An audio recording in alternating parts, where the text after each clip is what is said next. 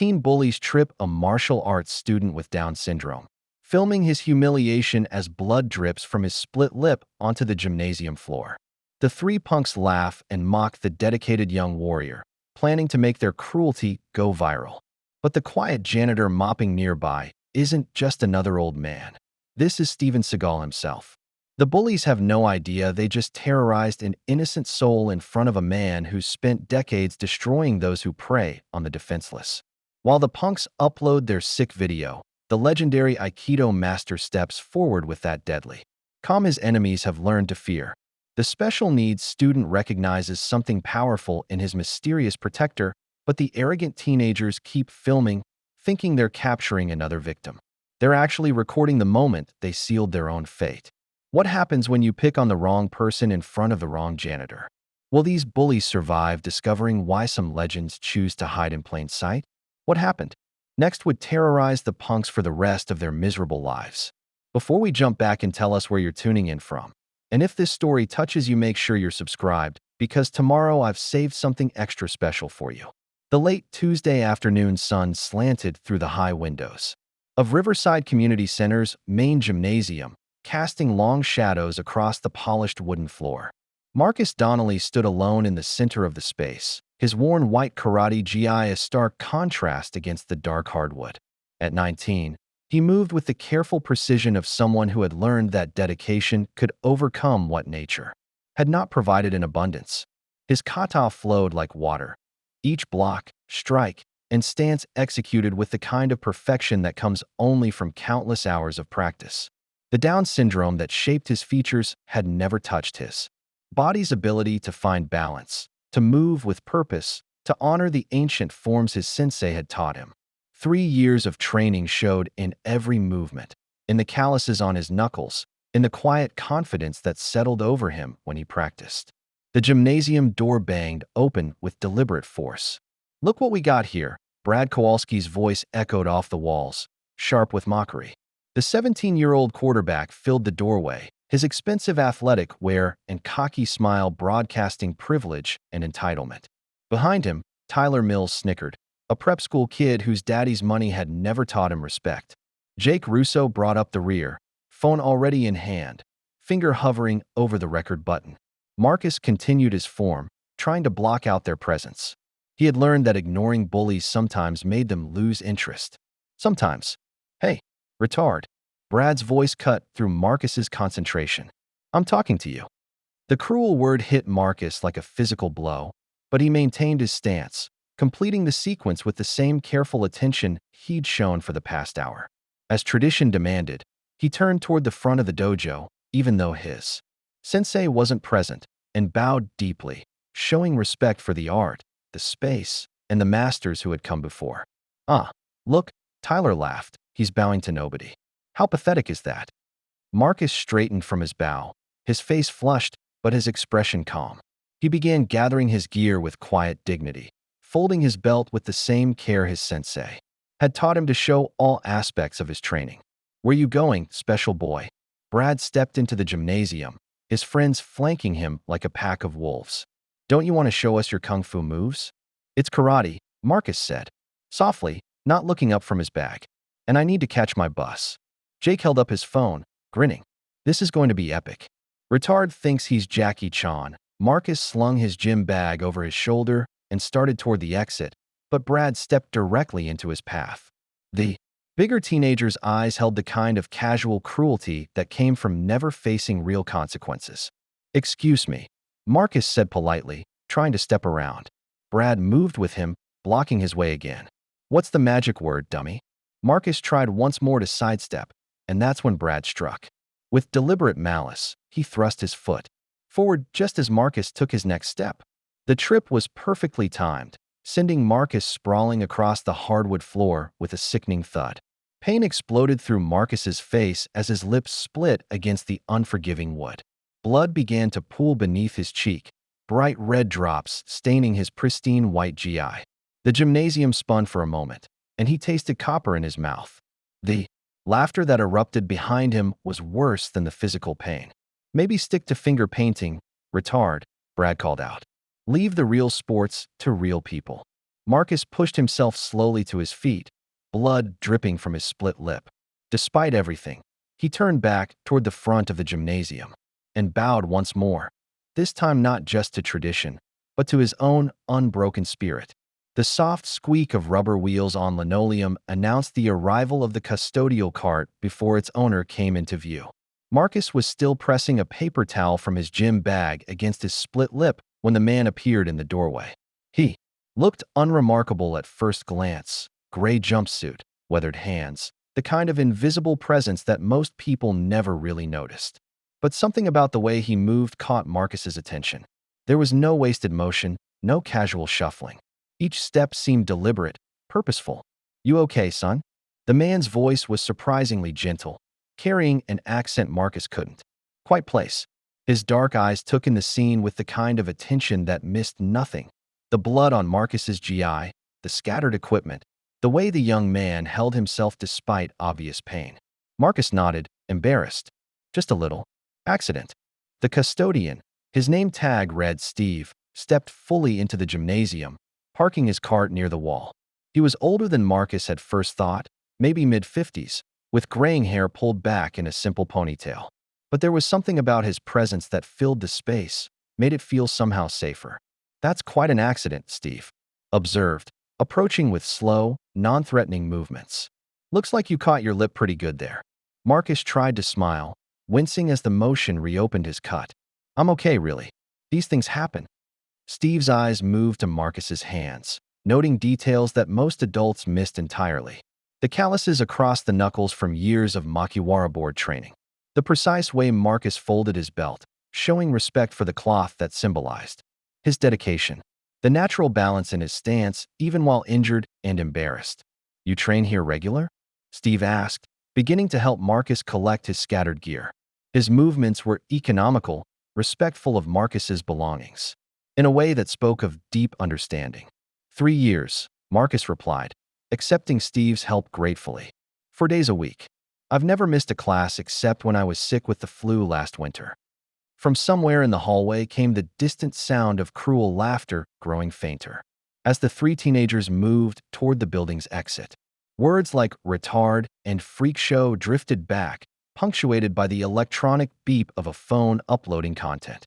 Steve's jaw tightened almost imperceptibly, but his voice remained calm.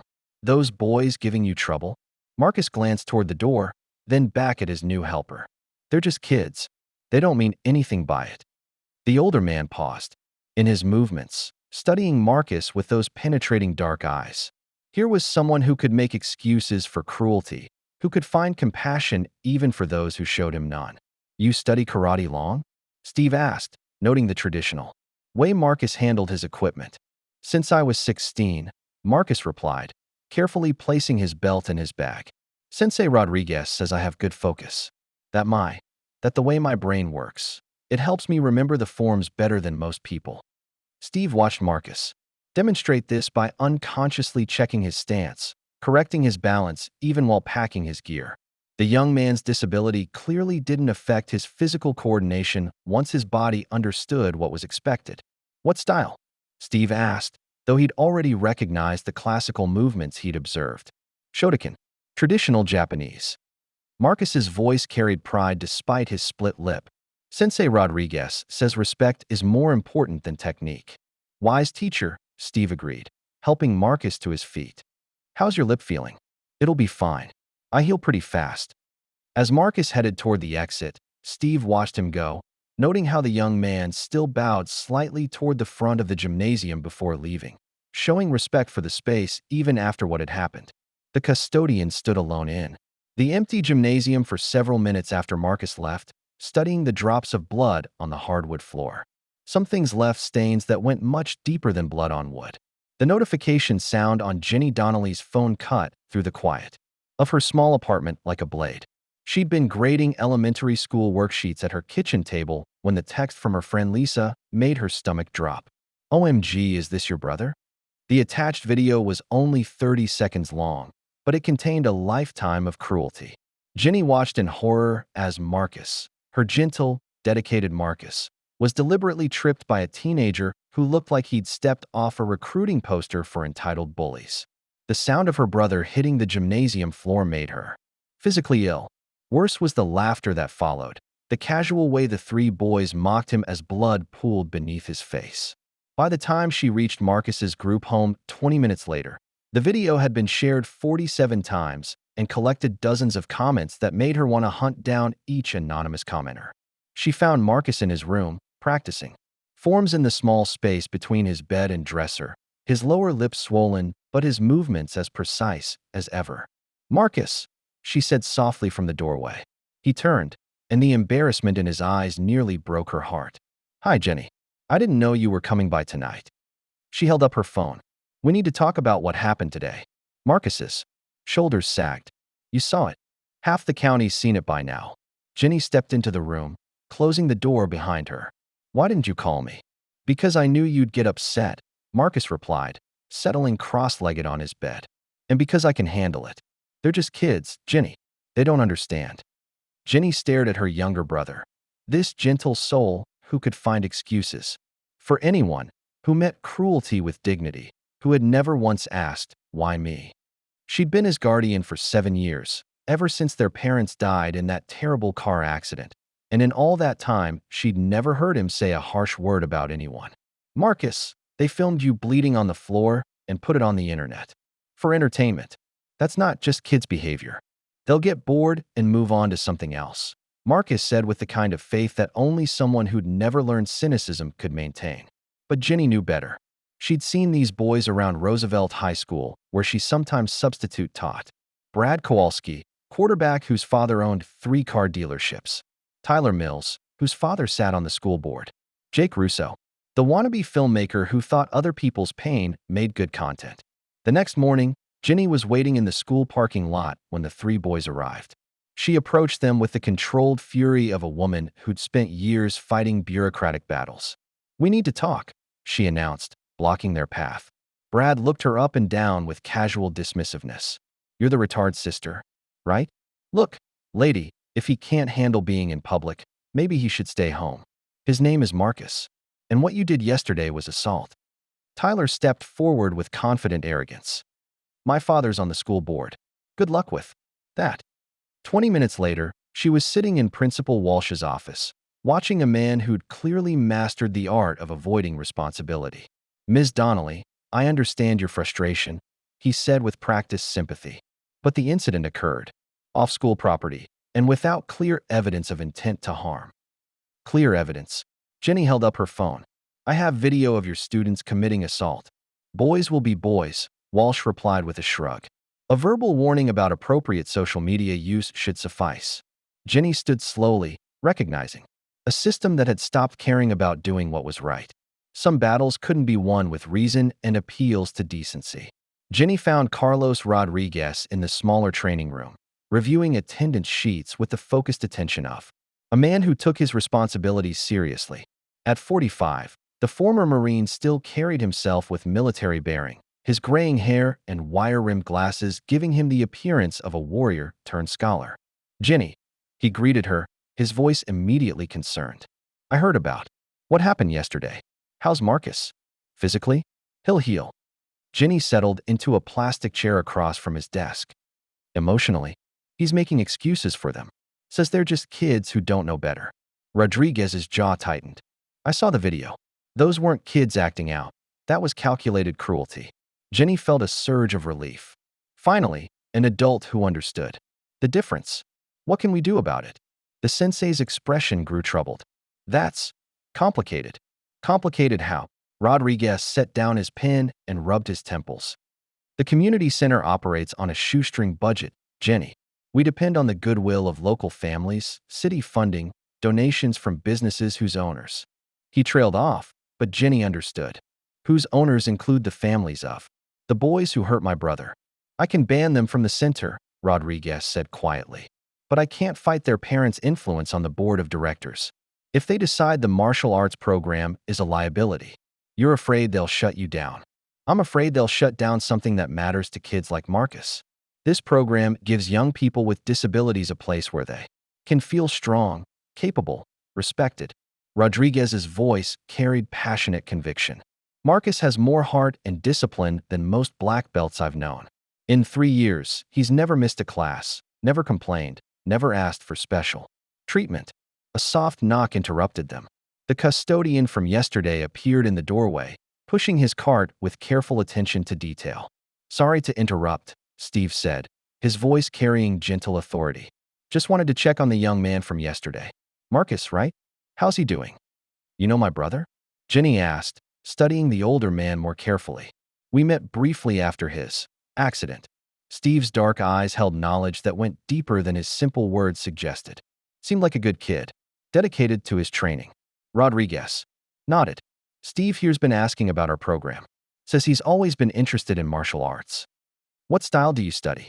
Jenny found herself asking, though she couldn't say why the question seemed important. Steve's smile was enigmatic. "I've been around different disciplines for most of my life. Started when I was young, spent some time in Japan learning traditional methods. But I've always believed the most important thing isn't what you know. It's why you use it." Something in his tone made Jenny pay closer attention. This wasn't casual interest from a maintenance worker. There was depth here, layers of experience that didn't match his humble job description. Rodriguez explained the situation, the video, the school's non-response, the delicate political balance that kept the program running but powerless to protect its students. Steve listened without interruption, his expression growing thoughtful. When Rodriguez finished, the custodian was quiet for a long moment. "You know," Steve finally said, "sometimes the best way to handle bullies isn't through official channels. Sometimes they need to learn that actions have consequences in ways they don't expect." Jenny felt a chill of recognition. There was something in Steve's voice, a quiet certainty that spoke of experience with exactly these kinds of situations. "I mean," Steve continued, meeting her eyes directly, "that Marcus seems like a young man worth looking out for. And sometimes, when good people won't act, others have to step up." He turned to leave, then paused. "Mind if I observe some training sessions? I'd like to see what Marcus can do when he's not being ambushed by cowards." After Steve left, Jenny and Rodriguez sat in silence. Finally, the sensei spoke. "There's something about that man. The way he moves, the way he watches everything. That's not just a janitor." Jenny nodded, remembering Steve's hands, scarred, calloused in patterns that spoke of decades of serious training.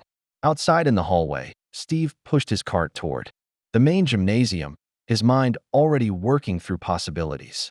Some people deserve protection whether they asked for it or not. Thursday afternoon arrived with gray skies that matched Marcus's mood as he walked toward the community center's bus stop. His training session had gone well. Sensei Rodriguez had worked with him on advanced combinations, but stepping into the parking lot with his gym bag, that confidence began to evaporate. They were waiting. Brad Kowalski leaned against his expensive pickup truck, arms crossed, that familiar smirk playing across his features. Tyler Mills and Jake Russo flanked him, along with Derek Walsh and Cameron Price, 5 against 1. Marcus felt his stomach tighten but kept walking toward the bus stop, hoping they'd lose interest if he didn't engage. Well, Brad called out, pushing off from his truck. "If it isn't our favorite movie star." The 5 teenagers spread out in a semicircle, cutting off Marcus's path to the street. Marcus stopped, his training automatically shifting his stance to something more balanced. "I don't want any trouble," Marcus said quietly, his voice steady despite building fear. "Trouble?" Tyler laughed, pulling out his phone. "We just want to see if yesterday was a fluke." Jake was already filming, the red light blinking like a predator's eye. "This is going to get so many views." Marcus tried stepping around them, but Derek moved to block his path. The principal's son had inherited his father's talent for looking important while avoiding responsibility. "Where's the hurry, special boy?" Derek asked. "Don't you want to be famous again?" They began pushing Marcus between them like a pinball, each shove harder than the last. Marcus didn't fight back. Sensei Rodriguez had taught him martial arts was for defense, not aggression. But with each push, his training whispered, "Balance, center, awareness." "Come on, retard," Brad taunted, giving Marcus a particularly hard shove. "Show us those kung fu moves." "It's karate," Marcus said automatically, then immediately regretted responding. The pushing continued, growing more violent. Marcus found himself genuinely afraid, not just of physical harm, but of what these boys might do when they realized he wouldn't fight back. That's when the custodial cart rounded the corner. The parking lot fell silent except for Brad's labored breathing as he clutched his shoulder against his pickup truck. The other four teenagers stood frozen, their phones forgotten, staring at Steve with the wide eyes of prey animals who'd suddenly realized they'd cornered a predator. Steve remained perfectly calm, hands at his sides, but Marcus noticed how he'd positioned himself between the bullies and their intended target. There was something hypnotic about his stillness, not the absence of movement, but the presence of controlled power. Now then, Steve continued in that same conversational tone, where were we? Oh yes, you were explaining your business here. Cameron Price found his voice first, though it came out barely above a whisper. What the hell are you? Steve's expression remained pleasant. I'm someone who believes young people should treat each other with respect. And I'm someone who really doesn't like seeing 5 against 1. Derek Walsh pulled out his phone with shaking hands. I'm calling the cops. You assaulted him. Actually, Steve replied. I redirected his assault on me. Big difference, legally speaking. Your friend there threw the first punch, and the last one, it appears. Jake Russo, who'd been filming the entire encounter, slowly lowered his phone. His face had gone pale, and when he spoke, his voice carried a tremor of recognition. Dude, he whispered to his friends, I know who this is. Steve's attention shifted to the youngest of the group. Do you now? Yeah, man. You're. Jake swallowed hard, his voice dropping even lower. You're Steven Seagal.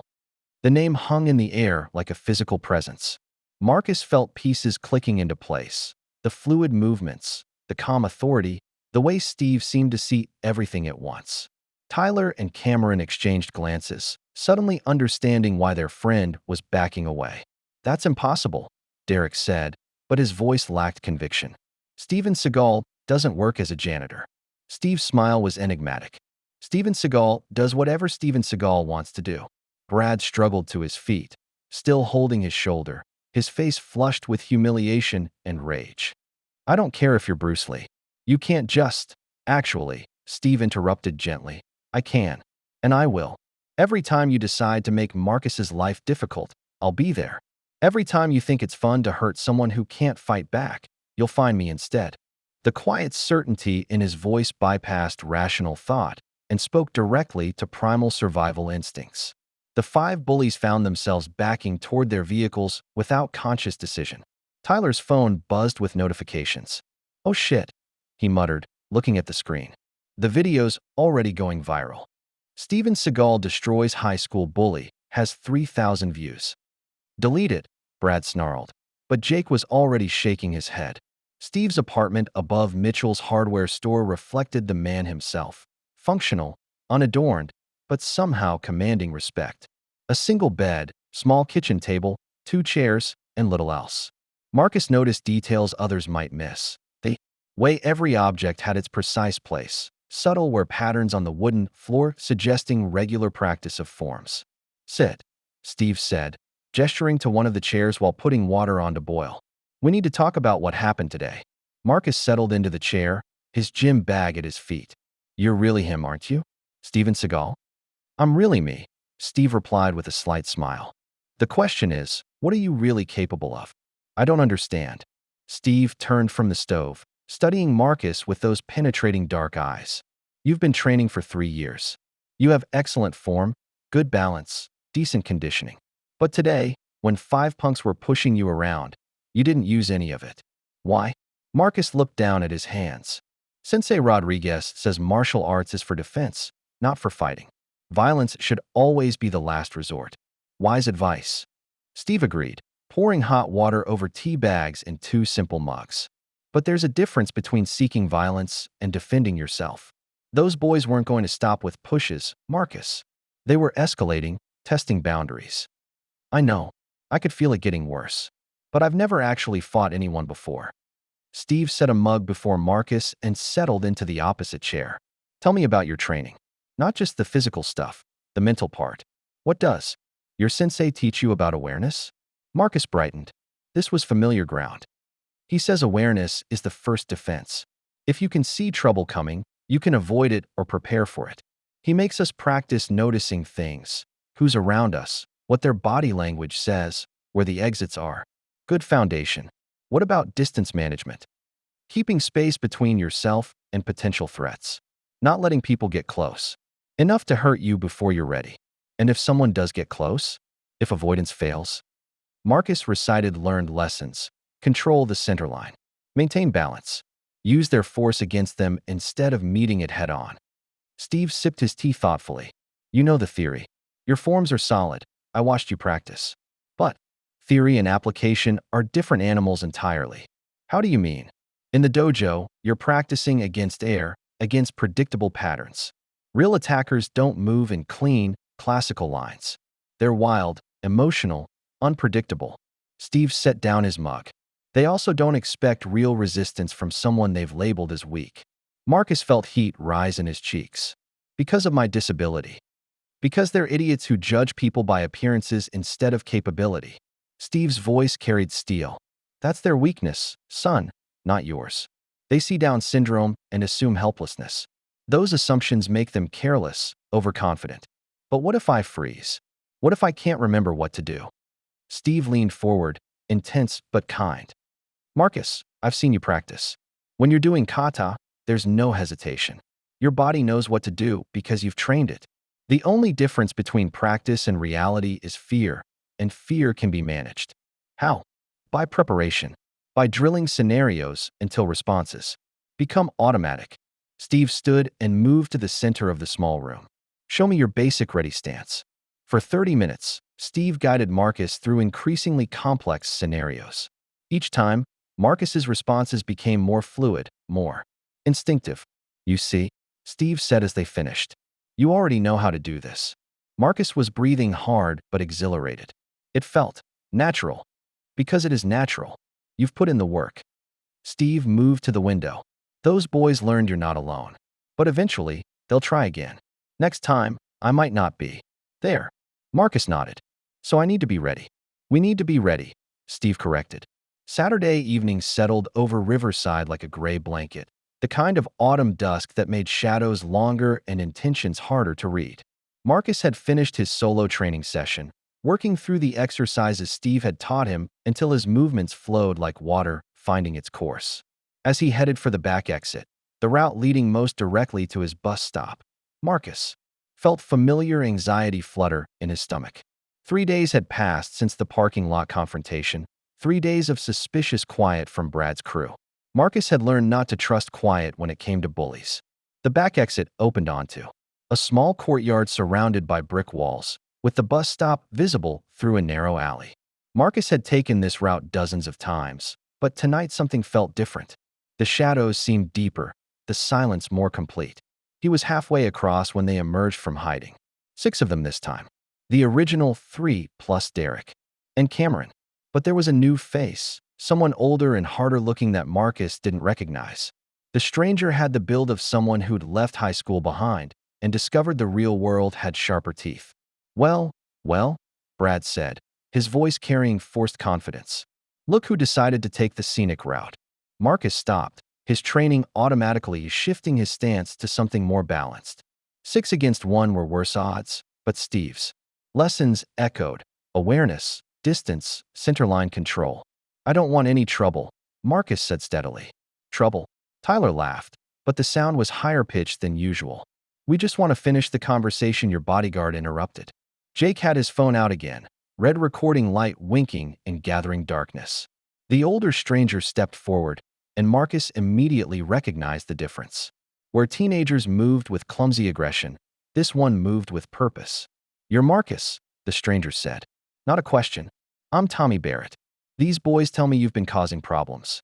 Marcus felt confusion show on his face. I haven't caused any problems. See, that's where you're wrong. You brought some old man into our business. Made my little brother and his friends look bad.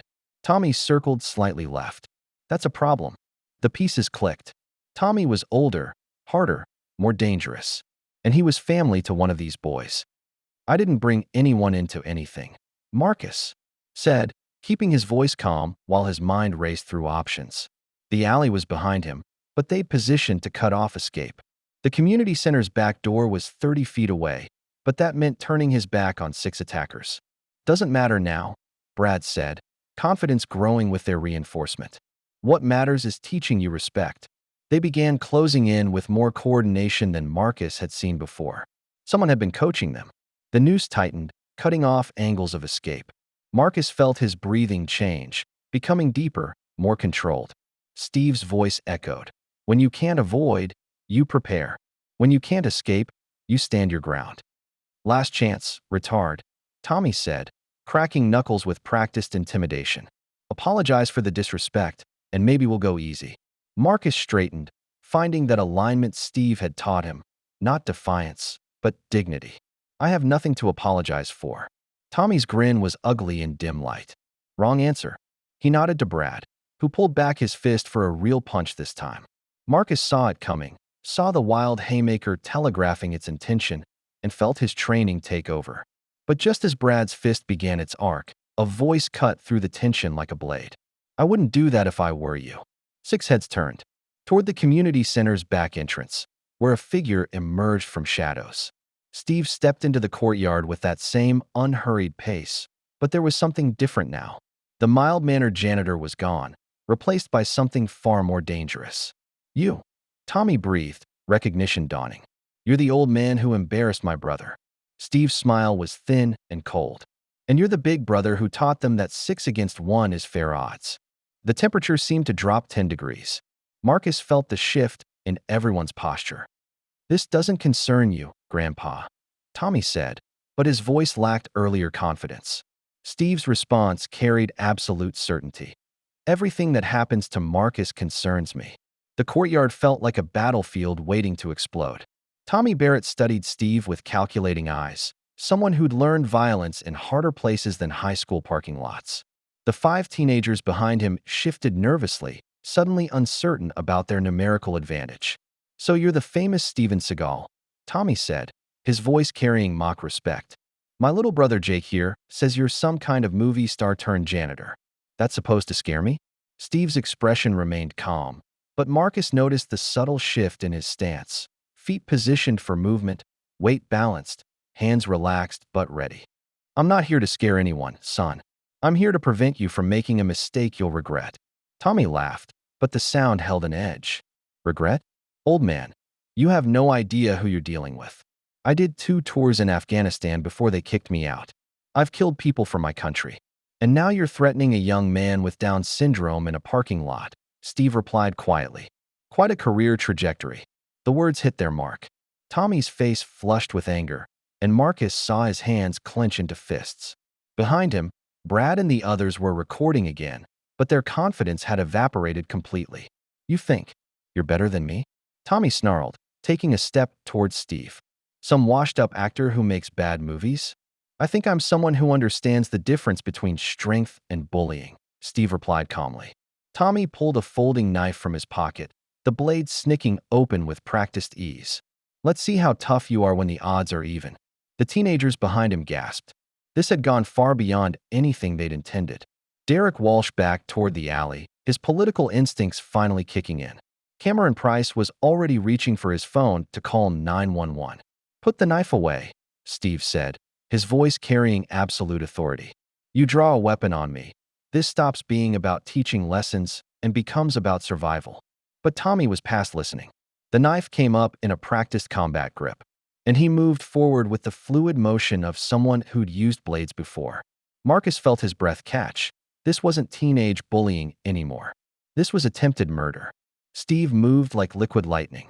His left hand intercepted Tommy's knife arm, while his right struck 3 precise pressure points along the ex-soldier's shoulder and neck. Tommy's eyes widened in shock as his arm went numb, the knife clattering harmlessly to the concrete. Aikido Principle Number 1, Steve said conversationally as Tommy stumbled backward, clutching his useless arm. Control the weapon, control the fight. The 5 teenagers stared in absolute silence as their enforcer was neutralized. All their bravado evaporated in the face of genuine skill. Now then, Steve continued, his attention shifting to the group. I believe we were discussing respect. The morning after the courtyard confrontation, Marcus arrived at the community center to find Steve methodically cleaning the gymnasium floor. But something was different. The mild-mannered janitor persona had been permanently shed, replaced by someone who moved with the quiet confidence of a warrior who no longer felt the need to hide. How's your training coming along? Steve asked without looking up from his mop. Marcus set down his gym bag, still processing the previous evening's events. I've been thinking about what happened last night. The way you handled Tommy Barrett. That wasn't just martial arts, was it? Steve paused in his cleaning, meeting Marcus's eyes directly. No, son. That was experience. The kind you get when you've spent years dealing with people who mistake cruelty for strength. Sensei Rodriguez wants to see both of us this morning, Marcus said. He heard about what happened. The whole thing's on social media already. Steve nodded, unsurprised. Jake's video, I assume? 3 different angles of you disarming a knife-wielding ex-soldier with your bare hands. The comments are intense. They walked together to the smaller training room where Carlos Rodriguez waited, his expression a mixture of concern and curiosity. The sensei had seen the videos too, and his questions were direct. Steve, I need to know exactly who I'm dealing with here, Rodriguez said firmly. My program serves vulnerable populations. If there's going to be ongoing violence, there won't be, Steve replied with quiet certainty. Last night was an escalation that won't be repeated. Tommy Barrett learned that some fights aren't worth starting. Rodriguez studied the older man carefully. Jake Russo's video has 2 million views. Everyone knows Steven Seagal is in town now. That brings its own complications. Marcus watched the exchange with growing understanding. Steve's cover wasn't just blown, it was obliterated. The simple janitor who could observe and protect from the shadows was gone, replaced by a celebrity whose every move would be scrutinized. What does that mean for Marcus? Rodriguez asked the question Marcus had been afraid to voice. It means his training needs to accelerate, Steve replied. I won't always be around to intervene. He needs to be capable of handling these situations himself. For the next hour, Steve guided Marcus through advanced defensive techniques while Rodriguez observed. The difference in Marcus's movement was striking. 3 days of intensive training with a master had unlocked potential that years of traditional instruction had only hinted at. Remarkable, Rodriguez murmured as Marcus executed a perfect counter to a simulated grab. His reaction time has improved dramatically. Marcus was always capable of this, Steve explained. He just needed someone to show him how to access what he already knew. As the session ended, Marcus felt a confidence he'd never experienced before. Not arrogance or aggression, but the quiet assurance that came from knowing he could protect himself if necessary. There's something else we need to discuss, Rodriguez said as they cooled down. The community center's board met in emergency session this morning. There are concerns about the publicity, about potential liability. Steve's expression hardened. Slightly. What kind of concerns? The kind that usually result in programs being suspended pending review, Rodriguez replied grimly. Word spread through Riverside like wildfire. Steven Seagal would be conducting a public martial arts demonstration at the community center on Saturday afternoon. Within hours, the story had been picked up by local news stations, social media, influencers, and curious onlookers from 3 counties over. But not everyone was excited about the prospect. Rick Barrett sat in his rundown apartment across town, staring at his younger brother Tommy's arm in a sling. The ex-soldier's shoulder would heal, but his pride was another matter entirely. 3 days had passed since the courtyard humiliation, and Rick had spent every one of them planning his response. You're sure this old man is who Jake says he is? Rick asked, scrolling through video clips on his phone. Tommy nodded grimly. It's him, all right. Moves exactly like in his movies, except faster and more vicious. He knew pressure points I've never even heard of. Rick's crew had gathered in the small living room. Danny Morrison, Luis Sanchez, and Kevin Burke, plus 2 new faces Rick had recruited from his contacts in the region's criminal underground. These weren't high school bullies or washed-up soldiers. They were serious criminals with serious motivations. This demonstration thing, Danny said, cleaning his fingernails with a switchblade, sounds like an opportunity. That's what I'm thinking, Rick agreed. Seagal's made himself a public figure now. Can't hide behind that janitor act anymore. And if something were to happen during his big show, Luis looked up from the stolen police scanner he'd been monitoring. A lot of people going to be there. Cops, news crews, families with kids. Exactly, Rick smiled coldly. Perfect cover. Who's going to expect trouble at a community center martial arts demonstration? But Rick's interest in Steven Seagal went beyond simple revenge for his brother's humiliation. The community center had served as a perfect cover for his money laundering operation, federal disability program funds flowing through fake after-school activities, with Vincent Torino's drug money getting cleaned in the process. Seagal's presence threatened all of that. The real problem, Rick explained to his crew, is that this guy's not just some washed-up actor. My contacts in the system say he's been poking around financial records, asking questions about program funding, looking into things that could cause us serious problems. Kevin Burke, the crew's electronics specialist, looked up from his laptop. I did some digging on Steven Seagal. Guy's got connections to federal law enforcement going back decades. If he's investigating our operation, then we shut him down before he can cause more damage, Rick finished. Permanently. The plan was simple in its brutality. During the demonstration, when the gymnasium was packed with families and media, Rick's crew would create a distraction, maybe a small fire in another part of the building, something to draw security and police away. In the resulting chaos, Tommy would get his revenge, and Steven Seagal would suffer an unfortunate accident. Meanwhile, at the community center, Steve was putting Marcus and the other special needs students through their most intensive training session yet. The public demonstration was 3 days away, and he wanted to showcase not just his own abilities, but the remarkable progress his students had made. Remember, Steve told the group as they practiced defensive combinations, martial arts isn't about fighting. It's about confidence, discipline, and the knowledge that you can protect yourself when necessary.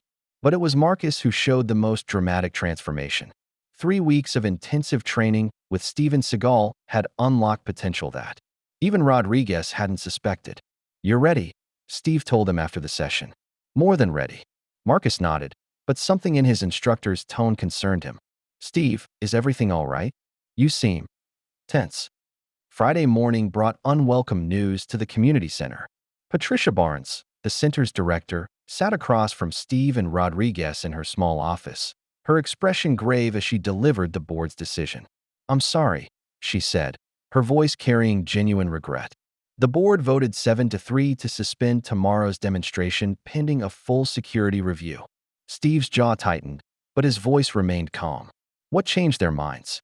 Credible threats, Barnes replied, sliding a manila folder across her desk. These arrived by email this morning.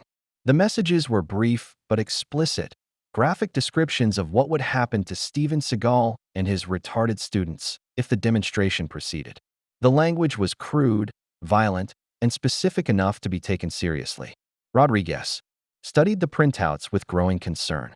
These aren't just internet trolls.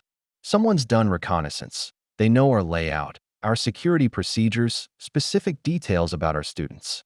The police are treating it as a credible threat, Barnes continued. They're recommending we cancel until they can investigate fully. Steve was quiet for a long moment, his mind clearly working through implications. Marcus, who'd been listening from the doorway, stepped into the office. "This is because of me, isn't it?" Marcus said quietly. "If I hadn't gotten involved with those bullies, none of this would have happened." "No, son," Steve replied firmly. "This is because some people can't stand seeing others succeed. They'd rather tear down than build up." Barnes looked between them, her political instincts warring with genuine concern for her program. "Steven, I appreciate everything you've done for Marcus and our other students. But I have to think about everyone's safety. What if we moved the demonstration?" Rodriguez suggested. "Different location, smaller audience, better security. Control?" "The threats were specific to the event, not the location," Barnes replied. "Whoever sent these knows we're planning something public, and they've made it clear they'll interfere regardless of where we hold it." Steve stood and walked to the window, looking out at the parking lot where he'd first confronted Brad Kowalski. 3 weeks ago, this had been about teenage bullying. Now it had escalated into something far more dangerous. "There's another option," he said finally. "What's that?" Barnes asked. "We proceed as planned, but we control the variables." Steve turned back to face them. "Instead of canceling, we use this as an opportunity to draw out whoever's making these threats." Rodriguez stared at him. "You want to use the demonstration as bait?" "I want to use it as a solution," Steve corrected. "These people are counting on us being intimidated. They want us to cancel, to retreat, to let fear dictate our choices." Barnes looked troubled. "Steven, I can't authorize putting children at risk just to make a point. You won't be putting them at risk, Steve replied. I will. And I'll be taking full responsibility for their safety. Marcus felt a chill of understanding. Steve wasn't just talking about a martial arts demonstration anymore. He was talking about a confrontation, one he'd been preparing for since the moment Tommy Barrett pulled that knife. I want to help, Marcus said suddenly, surprising everyone in the room. Steve studied him for a long moment, then nodded slowly. All right, but you do exactly what I tell you when I tell you. No exceptions. Saturday afternoon arrived with crisp autumn air that made everything feel sharper, more immediate. Despite the official cancellation, word had spread through Riverside's underground networks that Steven Seagal would still be at the community center. By 3 o'clock, a small crowd had gathered in the parking lot.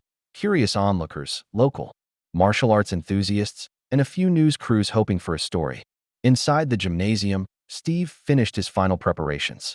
He'd moved all the standard equipment to the walls, creating an open space in the center. Marcus and 3 other students, Sarah Mitchell, Bobby Chun, and Maria Santos, sat on folding chairs along one wall, their nervous energy palpable.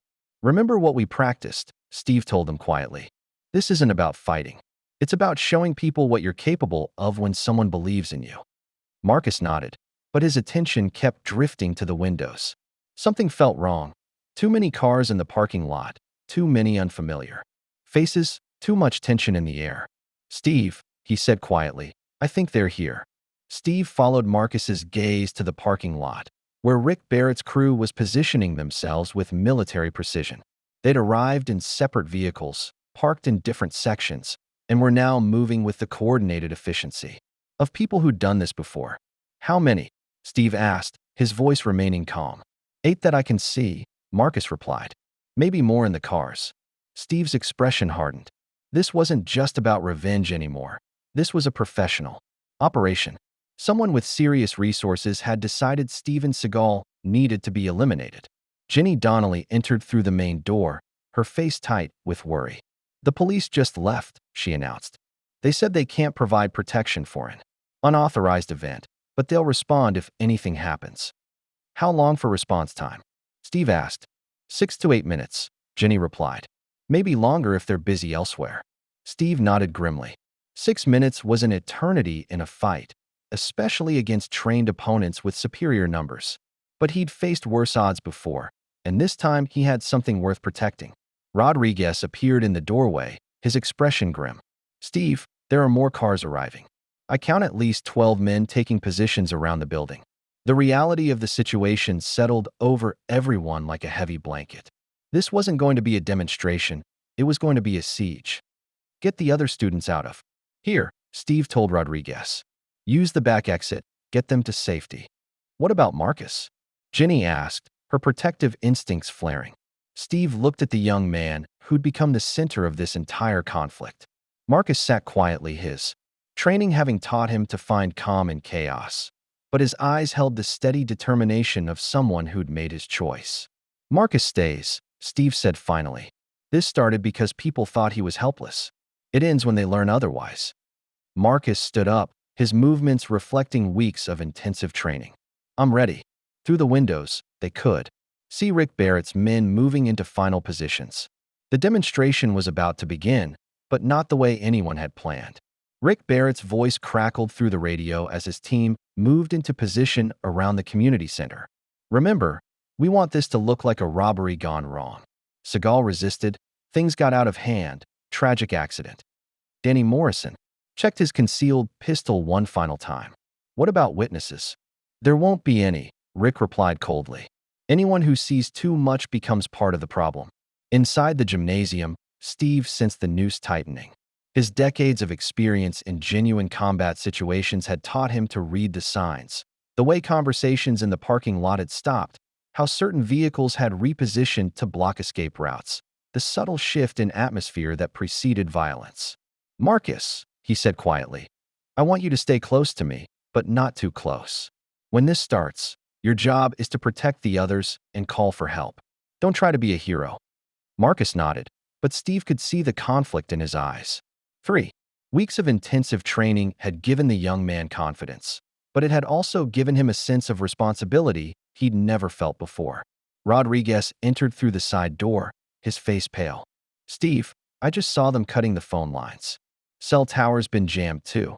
No signal anywhere in the building." The systematic approach confirmed Steve's suspicions. This wasn't street crime. This was a professional operation designed to eliminate threats and witnesses with minimal outside interference. "How many exits are still clear?" Steve asked. "Just the front door, and they've got that covered from 3 angles," Rodriguez replied. "We're trapped." Steve's expression remained calm, but Marcus noticed his stance shifting subtly. Weight forward, hands loose, breathing deeper. The demonstration was about to become something far more serious. The front door exploded inward as Rick Barrett and 4 of his men entered with weapons drawn. They moved with military precision, 2 covering the exits while the other 3 advanced toward the center of the gymnasium.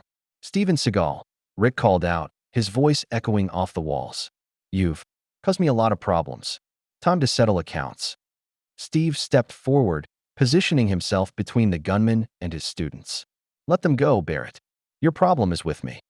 "My problem," Rick replied, "is with anyone who threatens my business interests. You've been asking too many questions, looking into things that don't concern you." Marcus felt pieces clicking into place. This wasn't just about the bullying incidents. Steve had been investigating something much larger, and these people were willing to kill to protect it. "What business would that be?" Steve asked, his voice carrying genuine curiosity despite the circumstances. Rick's smile was ugly. "The kind that makes sure federal disability funds end up in the right pockets instead of being wasted on freaks and retards." The insult hit Marcus like a physical blow, but it also ignited something inside him. A fury he'd never felt before, tempered by the discipline Steve had taught him to harness his emotions.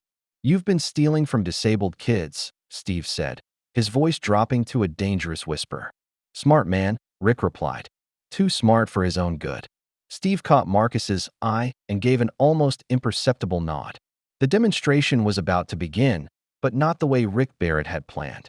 The gymnasium fell silent except for the soft squeak of rubber soles on polished wood as Rick Barrett's men positioned themselves around their captives. 8 armed criminals against 1 aging action star and a young man with Down syndrome. The odds seemed insurmountable. But Steve had spent 40 years learning that odds were just numbers, and numbers could be changed. "Here's how this works," Rick announced, his pistol trained on Steve's center mass. "You're going to kneel down, put your hands behind your head, and accept that some fights can't be won with movie tricks." Steve remained standing, his posture relaxed but ready. "You know, Rick, I've been in this situation before. Armed men, superior numbers, absolute confidence in their victory." "Yeah? How'd that work out?" "They learned that confidence and competence aren't the same thing." Rick's finger tightened on the trigger, but before he could fire, the lights went out. The gymnasium plunged into darkness as Rodriguez hit the main breaker. In the confusion that followed, Steve moved with the fluid precision of a master who'd trained for exactly this scenario. The first gunman went down to a nerve strike that left him unconscious before he hit the floor. The second managed to get off one wild shot before Steve's elbow found his solar plexus, doubling him over and allowing a follow-up strike that dropped him instantly. Marcus, his eyes adjusting faster than the criminals due to his enhanced sensory awareness, saw Danny Morrison swinging his pistol toward where Jenny crouched behind an overturned table. Without thinking, Marcus moved, not with wild desperation, but with the controlled precision Steve had drilled into him. The takedown was textbook perfect. Marcus intercepted Danny's gun arm, redirected the weapon's aim toward the ceiling, and used the criminal's own momentum to send him crashing into the gymnasium wall. "Jesus Christ!" Rick Barrett's voice cut through the darkness. "What the hell is happening?" Emergency lighting kicked in, casting eerie shadows throughout the gymnasium. In the dim red glow, Rick could see 3 of his men down, Steven Seagal standing calmly in the center of the room, and Marcus Donnelly holding Danny Morrison's confiscated weapon with surprising confidence. "What's happening?" Steve replied quietly, "is that you underestimated your opponents." Luis Sanchez swung his weapon toward Marcus, but Sarah Mitchell anticipated his movement and threw a folding chair with perfect accuracy. The impact knocked Luis off balance, and Rodriguez finished the job with a sleeper hold. Rick Barrett found himself alone, outnumbered, and facing opponents who'd just systematically dismantled his entire crew without firing a single shot in return. Impossible, he breathed, backing toward the exit. You're just a washed-up actor and a bunch of retards. Marcus stepped forward, the confiscated pistol steady in his hands. We're people you should have left alone. Steve moved to flank Rick, cutting off his escape route. It's over, Barrett. Your operation's finished, your crew's down, and the cavalry's already on the way. The sound of sirens began echoing in the distance. Not local police, but federal agents who'd been monitoring the situation from the beginning. Rick's eyes widened as he realized the full scope of what had just happened. You set us up. This whole thing was a trap. Steve's smile was cold and satisfied. Welcome to the real world, son. Sometimes the good guys win. The federal agents who flooded into the community center weren't local police. They were FBI, DEA, and Treasury. Investigators who'd been building a case against Vincent Torino's money laundering operation for over 2 years. Rick Barrett's assault on Steven Seagal had just handed them everything they needed. Special Agent Patricia Hendricks surveyed the scene with professional satisfaction. 8 criminals unconscious or restrained, no civilian casualties, and enough evidence to shut down a multi-million-dollar criminal enterprise. Outstanding work, she told Steve as paramedics attended to the defeated gunman. It wasn't just me, Steve replied, nodding toward Marcus and the other students. These young people showed more courage than most trained agents I've worked with. Marcus sat on a folding chair, still processing what had happened. 3 weeks ago, he'd been a victim, someone bullies targeted because they thought he was helpless. Today, he'd helped take down armed criminals and protect innocent people. Ginny knelt beside her brother, her eyes bright with tears of pride and relief. Are you okay? Marcus nodded, finding his voice. I'm more than okay. For the first time in my life, I feel capable. Rodriguez approached Steve with obvious questions. How long have you been working with federal agents? About 2 years, Steve admitted. The community center came up in our investigation as a money laundering front. I took the janitor job to gather evidence, but it became personal when I met Marcus. Agent Hendricks joined their conversation, her expression serious. The Torino organization has been exploiting federal disability programs across 12 states, stealing millions of dollars meant to help vulnerable populations. Steven's investigation gave us the evidence we needed to shut them down permanently.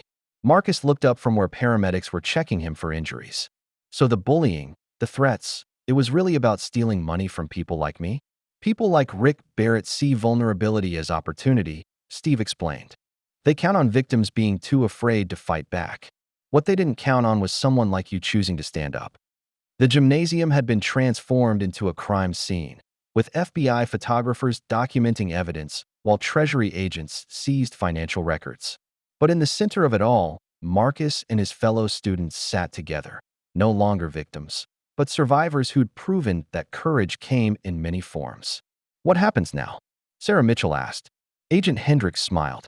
Now you go back to your lives, knowing that you helped take down a criminal organization that was stealing from people who needed help most. Rodriguez looked around the gymnasium. And the martial arts program? We'll continue, Steve said firmly, with full federal funding and proper oversight. These kids have earned the right to train in a safe environment. As the federal agents completed their work and the criminals were led away in handcuffs, Marcus realized that his life had changed in ways he was just beginning to understand. He was no longer someone who needed protection. He was someone capable of providing it. Steve, he said quietly, thank you for everything. The older man's expression grew gentle. Thank you, son. You reminded me why this work matters. Marcus Donnelly walked out into the parking lot with his head held high, knowing that he'd never again be mistaken for someone who couldn't fight back. Because sometimes, the greatest victories came not from defeating enemies, but from discovering the strength that had been inside you all along. Marcus found Steve unconscious and bleeding on the gymnasium floor at 11:35 p.m., 40 minutes after the federal agents had declared the scene secure. He'd returned to retrieve his forgotten gym bag and discovered his mentor crumpled beside the overturned equipment, a pool of blood spreading beneath his head. Help! Marcus shouted, his voice echoing through the empty building. Someone help. The gunshot wound in Steve's shoulder had reopened during the fight with Rick Barrett's crew, and the blood loss combined with the night's physical exertion had finally taken its toll. Marcus pressed his hands against the wound, applying pressure the way Steve had taught him, while fumbling for his phone with trembling fingers. The ambulance arrived within minutes, but those minutes felt like hours as Marcus watched his mentor's breathing grow shallow and irregular. The paramedics worked with professional efficiency, stabilizing Steve's condition before loading him onto a stretcher. "Is he going to be okay?" Marcus asked as they prepared to leave for Riverside General Hospital. "We've got him stabilized," the lead paramedic replied. "But he's lost a lot of blood. The next few hours will be critical." Marcus rode in the ambulance, holding Steve's hand and talking quietly to him even though the older man couldn't respond. "You can't leave now," he whispered. "We've got too much work left to do." At the hospital, Marcus paced the waiting room while surgeons worked to repair the damage. Jenny arrived within an hour, followed by Rodriguez and several of the other students from the martial arts program. Word spread quickly through their small community that Steven Seagal was fighting for his life. Dr. Sarah Chun emerged from surgery at 3:20 a.m. Her scrub stained with blood, but her expression cautiously optimistic. "He's stable," she announced to the gathered group. "The bullet did more damage than we initially thought, but we've repaired the arterial tear and stopped the bleeding." "When can we see him?" Marcus asked. "He's sedated and will be for several hours," Dr. Chen replied. "But he's going to recover. Your friend is tougher than most men half his age." As dawn broke over Riverside, Marcus sat beside Steve's hospital bed, watching the steady rise and fall of his mentor's chest. The events of the past month seemed surreal, from that first humiliating trip in the gymnasium to last night's confrontation with armed criminals. Steve's eyes fluttered open at 8:15 a.m., focusing slowly on Marcus's concerned face. How are you doing, son?" he asked, his voice hoarse but steady. Marcus felt tears he didn't know he'd been holding back. "I should be asking you that. You scared us." Steve tried to sit up, winced, and settled back against his pillows. "The others? Rodriguez, your sister?" "Everyone's fine. The FBI arrested Rick Barrett and his entire crew. Agent Hendricks says they've got enough evidence to shut down the Torino organization permanently." A slow smile spread across Steve's face. "Good. That's good." "Steve," Marcus said quietly, "what happens now? With you, I mean. Are you going back to your old life?" The older man was quiet for a long moment, considering the question. "I don't know, Marcus. This was supposed to be a temporary assignment, but some assignments become more than just work. They become family." Marcus felt something warm and solid settle in his chest. For the first time in his life, he understood what it meant to have a father figure, someone who believed in him not despite his disability, but because of who he was as a person. 3 months after the confrontation that had transformed Riverside Community Center, Marcus stood before a packed gymnasium, wearing the black belt he'd earned through dedication, courage, and blood. The evening's demonstration was different from the one that had been canceled back in October. "Ladies and gentlemen," Rodriguez announced to the crowd of families, local officials, and media representatives, "I'd like to present Marcus Donnelly, our newest black belt and assistant instructor." The applause was thunderous, but Marcus barely heard it.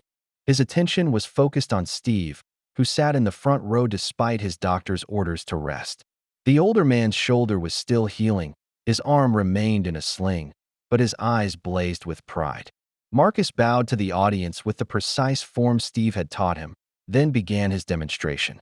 The kata he performed was classical Shotokan, each movement flowing with the natural grace that had always been there, waiting to be unlocked. But the real demonstration came when Brad Kowalski entered the gymnasium. The former bully looked different, thinner, more uncertain, his expensive clothes replaced by simple jeans and a community center t-shirt. He'd been attending Marcus's classes for 6 weeks now, part of a court-mandated community service program, but also because he genuinely wanted to understand what he'd tried to destroy. "Sensei Marcus," Brad said, using the title he'd once mocked. "May I join the demonstration?" Marcus studied his former tormentor for a moment, then nodded. "Show me your ready stance." What followed was a carefully choreographed exercise in redemption. Brad, following Marcus's patient instruction, demonstrated basic defensive techniques, while Marcus corrected his form with the same gentle authority Steve had shown months earlier. The audience watched in fascination as victim became teacher and bully became student, both of them transformed by the simple act of choosing to see past their previous roles. The principle of Aikido, Marcus explained to the crowd as he guided Brad through a simple throw, is that there are no enemies, only people who haven't learned to work together yet. Steve felt tears he hadn't shed since his daughter's death. The young man he'd first met bleeding on a gymnasium floor had become everything Steve had hoped, not just a skilled martial artist, but a teacher who understood that true strength lay in lifting others up. After the demonstration, as families mingled and students showed off their techniques, Agent Hendricks approached Steve with news from the federal investigation. Vincent Torino was sentenced to 25 years, she reported. Rick Barrett got 15. The money we recovered, over $2 million, is being redistributed to legitimate disability programs across the region. Steve nodded with satisfaction. And the community center? Clean slate. Full federal funding restored, plus additional grants for expansion. Across the gymnasium, Marcus was surrounded by younger students, children and teenagers with various disabilities who looked at him the way he'd once looked at action heroes on movie screens. He was their real-life inspiration, proof that being different didn't mean being less. Sensei Marcus, a small girl with autism, asked, "How did you get so brave?" Marcus knelt to her level, his expression gentle and patient. "I learned that courage isn't about not being scared. It's about doing what's right even when you are scared." "Who taught you that?" Marcus looked across the room at Steve, who was now surrounded by parents thanking him for giving their children something they'd never expected, genuine self-respect. "A very wise man," Marcus replied, "who taught me that everyone has something valuable to offer the world. You just have to believe in yourself long enough to find it." 6 months later, Marcus stood before the Riverside City Council as they debated the future of the community center's expanded programs. The small meeting room was packed with families, local business owners, and federal officials who'd come to witness what had become a model for disability advocacy. "Mr. Donnelly," Councilwoman Patricia Walsh said, "can you explain to the council how these programs have changed our community?" Marcus adjusted his tie nervously, then found his center the way Steve had taught him. Public speaking had never been easy for him, but he'd learned that truth spoken with conviction could overcome any limitation. 6 months ago, he began, his voice clear and steady. "I was someone people looked at and saw only what I couldn't do. I had Down syndrome, so I must be helpless. I was different, so I must be less." The room was absolutely silent, hanging on every word. "But Steven Seagal taught me something that changed everything. He taught me that what makes you different can also make you strong. My disability means I process things differently, but it also means I notice things others miss." Marcus gestured to the section where his fellow students sat. "Sarah Mitchell's autism gives her pattern recognition skills that helped us identify criminal activity. Bobby Chin's cerebral palsy taught him to maximize his upper body strength in ways that surprised everyone." Councilman Robert Price leaned forward with obvious interest. "What you're saying is that the community center isn't just helping people with disabilities. It's showing the rest of us what we've been missing." "Exactly," Marcus replied. "Steve always said that martial arts isn't about fighting. It's about finding the best version of yourself and helping others do the same." Mayor Linda Chun asked the question everyone was thinking. "Mr. Donnelly, you've had offers to appear on television, to speak at conferences around the country. Why are you choosing to stay here?" Marcus smiled, thinking of all the conversations he'd had with Steve about purpose and responsibility. "Because this is where the work matters most. Anyone can inspire people who already believe in themselves. The real challenge is reaching people who've been told they're not worth believing in." The room erupted in applause, but Marcus wasn't finished. 6 months ago, Rick Barrett and his crew thought they could steal from programs serving people with disabilities because they assumed we were too weak to fight back. They learned otherwise. Councilwoman Walsh called for a vote on the expanded funding proposal. The result was unanimous, 7-0 in favor, with additional commitments from local businesses and federal agencies.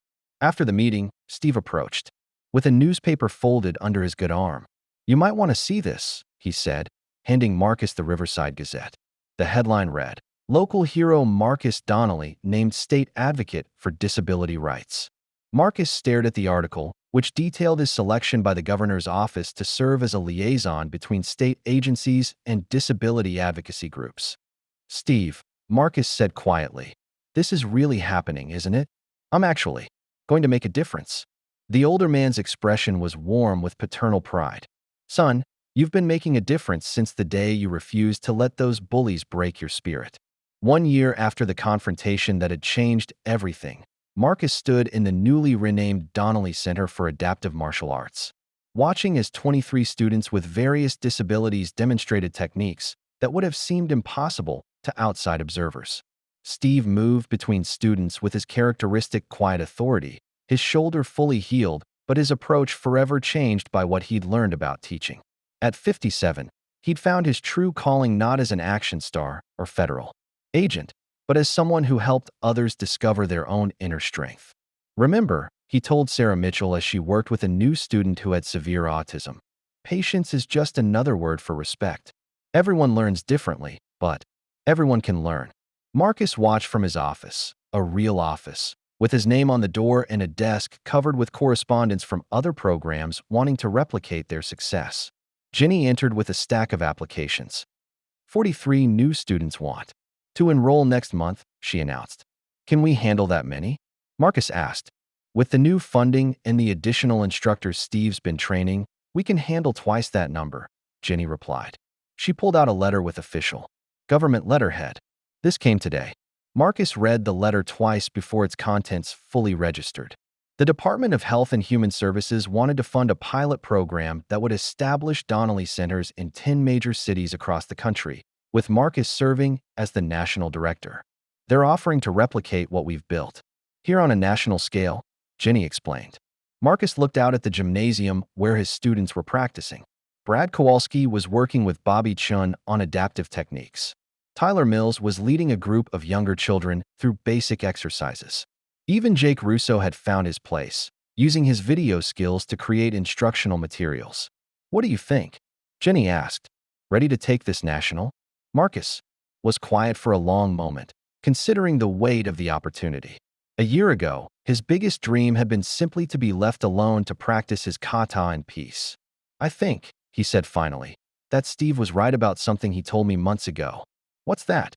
"That sometimes the most important battles aren't won with strength or speed or even courage. They're won with persistence, patience, and the absolute refusal to let other people's limitations become your own." Through the office window, Marcus could see Steve working with a new student, a 7-year-old girl with cerebral palsy who'd been told martial arts was impossible for someone with her condition. The girl's face was bright with concentration and joy as she successfully completed her first defensive technique. "Yes," Marcus said, signing his name to the acceptance letter. "I'm ready." As he wrote his signature, Marcus thought about the journey that had brought him to this moment, from victim to survivor to teacher to advocate. Each step had seemed impossible until it became inevitable. Outside, the autumn sun was setting over Riverside. But inside the Donnelly Center, the real work was just beginning. Because Marcus had learned the most important lesson Steven Seagal could teach. True strength wasn't about what you could do for yourself. It was about what you could help others discover they were capable of doing. And that work, Marcus realized with deep satisfaction, would never be finished. The attack came without warning on a Tuesday evening, 6 months after Marcus had accepted the position as national director of the Donnelly Center's program. He was leaving the facility after a late training session when 3 figures emerged from the shadows of the parking lot. They weren't teenagers or local thugs. These were professionals, moving with the coordinated precision of people who'd done this before.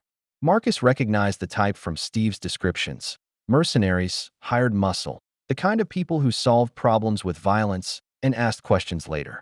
"Marcus Donnelly," the lead figure called out, his voice carrying a slight accent. Marcus couldn't place. "You've made some powerful people very unhappy." Marcus stopped walking, his training automatically shifting his stance to something more balanced. The months of teaching had kept his skills sharp, but he'd grown comfortable in his role as instructor rather than student. Now, facing real danger again, he felt the familiar flutter of fear in his stomach. "I don't know what you're talking about," Marcus replied, his voice steady despite his racing heart. "Your little program," the second man said, pulling out a photograph of Marcus speaking at a congressional hearing. You've been very vocal about disability rights, about federal funding, about holding people accountable for past crimes. The third man stepped into the light, and Marcus felt his blood run cold. Vincent Torino, the crime boss who was supposed to be serving 25 years in federal prison, smiled with the confidence of someone who'd bought his way out of consequences. "Surprised to see me, Mr. Donnelly?" Torino asked. Amazing what good lawyers and corrupt officials can accomplish when properly motivated. Marcus's mind raced through his options. The community center was behind him, but it was locked and empty. His phone was in his pocket, but these men wouldn't give him time to call for help. Steve was at home, 3 miles away, recovering from a minor surgery on his shoulder. "You've cost me a lot of money," Torino continued, circling Marcus like a predator. "Millions of dollars in lost revenue, plus the expense of my legal appeals. I think it's time you learned that some people shouldn't be crossed. Here's what's going to happen," Torino explained with casual cruelty. "You're going to come with us quietly. We're going to send your friend Seagal some pictures, maybe a video or two. Then we're going to negotiate the terms of your release." Marcus felt anger building inside him, not the wild rage of panic, but the controlled fury Steve had taught him to harness and direct. These men thought they could use him as a weapon against everything he and Steve had accomplished. They were about to discover they'd miscalculated. "No," Marcus said quietly. "Excuse me." Marcus straightened, finding that inner strength Steve had helped him discover. "I said no. I won't destroy what we've built. I won't let you use me to hurt Steve. And I won't let you steal hope from people who need it." Steve arrived at the community center 20 minutes after Marcus's frantic phone call, his truck's tires squealing in the parking lot as he took in the scene. 3 unconscious men lay zip-tied beside Marcus's car, while Marcus himself sat on the curb with a split lip and torn shirt, but very much alive and victorious. "Jesus, Marcus," Steve breathed, kneeling beside his protege. "Are you all right?" "I'm okay," Marcus replied, accepting the ice pack Steve handed him. "Better than okay, actually. For the first time since this whole thing started, I handled it myself." Steve examined the 3 defeated attackers with professional interest. Vincent Torino was conscious but groaning, his expensive suit torn and his face showing the effects of Marcus's precisely applied defensive techniques. The other 2 mercenaries were still unconscious, victims of nerve strikes that had dropped them instantly. "How?" Steve asked, genuine amazement in his voice. Marcus managed a small smile despite his split lip. "You taught me that martial arts isn't about strength or speed. It's about using your opponent's expectations against them. They expected a helpless victim. Instead, they got someone who's been training with Steven Seagal for over a year." Police. Sirens wailed in the distance. Not local law enforcement, but federal agents who'd been monitoring Torino's activities since his suspicious early release from prison. Agent Hendricks arrived with a full tactical team, taking the 3 criminals into custody while paramedics checked Marcus for serious injuries. "How did Torino get out of federal prison?" Steve asked as they watched the crime boss being loaded into an armored transport vehicle. "Corruption," Agent Hendricks replied grimly. 3 federal marshals, 2 prison officials, and a federal judge were all on his payroll. "We've been building a case against the entire network, but Torino jumped the gun by coming after Marcus personally." Marcus looked up from where a paramedic was cleaning his cut lip. "So this is really over? No more threats? No more people trying to destroy what we've built?" "This particular threat is over," Hendricks confirmed. "But Marcus, you need to understand. The success of your program has made you a target for other people who profit from keeping vulnerable populations marginalized." Steve felt a chill of protective instinct. "What are you saying?" "I'm saying that Marcus has become too important, too visible, too effective to be left unprotected," Hendricks replied. "The Department of Justice is assigning a permanent security detail to the Donnelly Center's program." Marcus shook his head. "I don't want to live like that, surrounded by bodyguards, always looking over my shoulder, afraid of what might happen next." "Then don't," Steve said quietly. "Live like someone who's too busy changing the world to worry about the people trying to stop him." As the federal agents completed their work and the parking lot returned to normal, Marcus and Steve sat together on the steps of the community center, watching the sun set over the town that had become their shared home. "Steve," Marcus said quietly, "I want to tell you something." "What's that, son?" When those men surrounded me tonight, I wasn't scared. Not really. I mean, I was aware of the danger, but I wasn't paralyzed by it. I knew what to do, and I trusted my training to get me through it. Steve nodded with paternal pride. That's what real confidence feels like. Not the absence of fear, but the knowledge that you can handle whatever comes. The congressional hearing room was packed beyond capacity, with overflow crowds watching on monitors in adjacent chambers as Marcus Donnelly prepared to deliver what many observers believed would be the most important testimony on disability rights in a generation. Mr. Donnelly, Congressman James Mitchell said, his voice carrying across the hushed chamber, "You've had a remarkable year.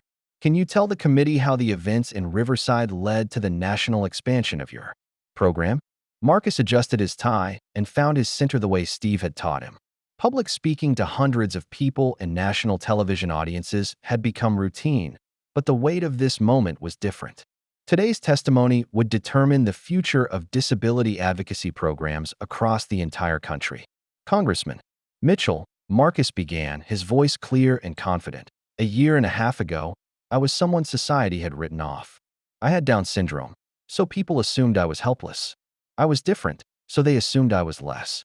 The chamber was absolutely silent, hanging on every word. But Seagal taught me something that changed not just my life, but the lives of thousands of people across this country. He taught me that what makes you different can also make you strong.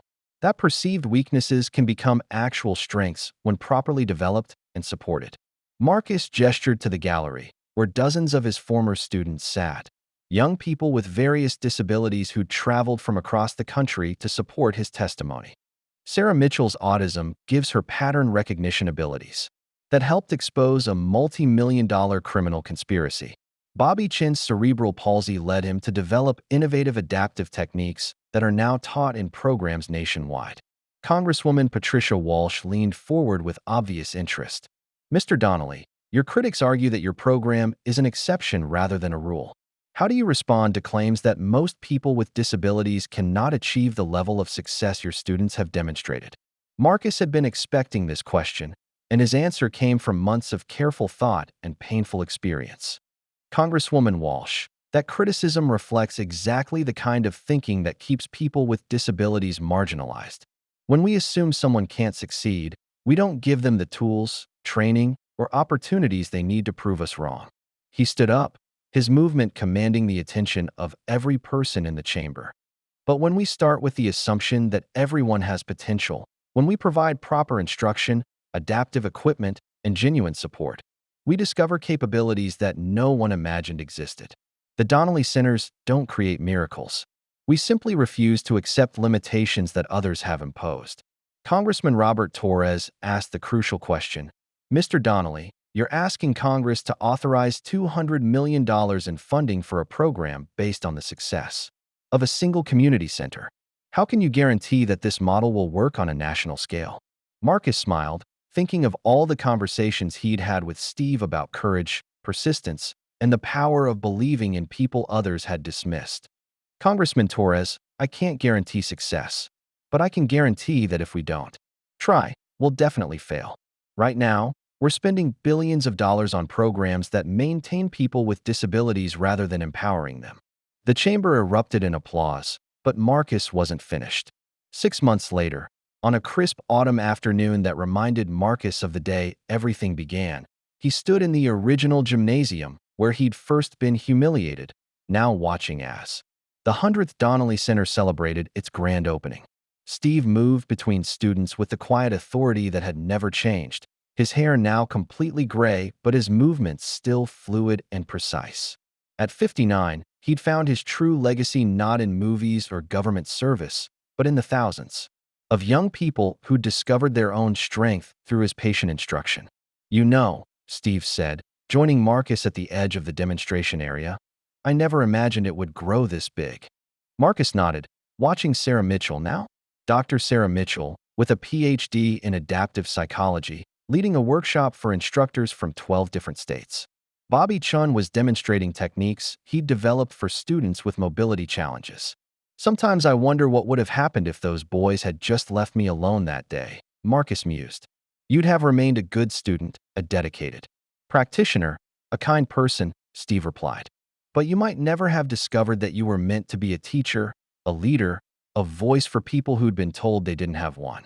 In the 3 years since that first confrontation, the Donnelly Center's program had expanded to serve over 50,000 students across 200 locations. Marcus's congressional testimony had become required viewing in social work programs, and his story had inspired legislation protecting the rights of people with disabilities. Jenny approached with the evening's final surprise. "Marcus, there's someone here who wants to meet you." She led him to where a small group waited near the main entrance. At the center stood a 7-year-old boy with Down syndrome, his hand held tightly by parents whose faces showed the mixture of hope and uncertainty Marcus remembered from his own family years earlier.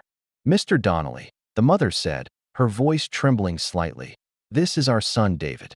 He's been watching your videos, following your story. He wants to know if someone like him can really learn martial arts."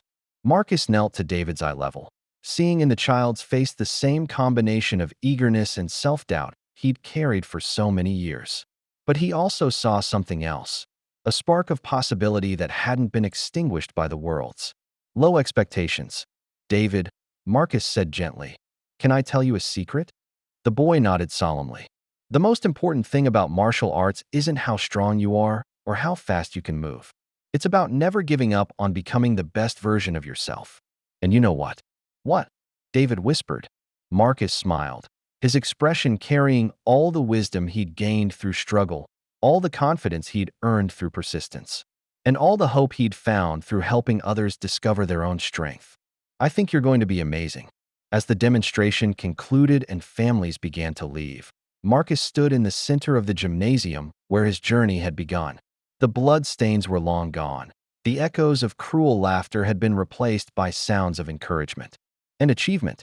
Steve joined him in the quiet space, both men understanding that they'd witnessed something far more significant than a martial arts program. "You know what the best part is?"